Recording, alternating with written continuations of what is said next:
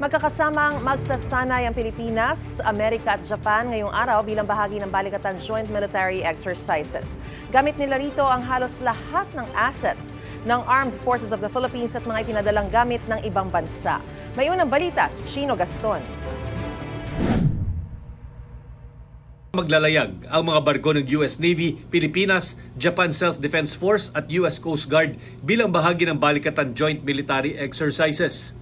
Kasama rin sa Multilateral Maritime Event o MME ang BRP Gabriela Silang ng Philippine Coast Guard, BRP Ramon Alcaraz at Apolinario Mabini ng Philippine Navy.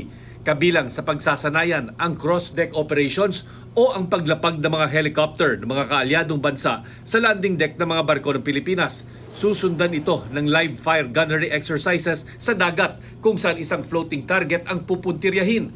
Isa sa mga huling pagsasanay ang pagkakarga ng langis o pag-refuel ng mga barko habang naglalayag.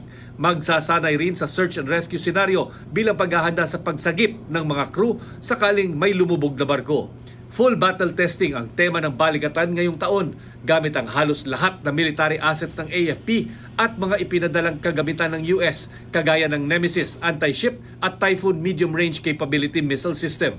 Isa rin sa mga pakay ng Balikatan Joint Military Exercises ang palakasin ang kakayahan ng Pilipinas na idepensa ang sarili nitong teritoryo at ang mga US equipment na dumaraan o mananatili dito ay tanda na hindi lamang hanggang salita ang suportang ibibigay ng mga kaalyadong bansa sa Pilipinas. Ito ang unang balita, Chino Gaston, para sa GMA Integrated News.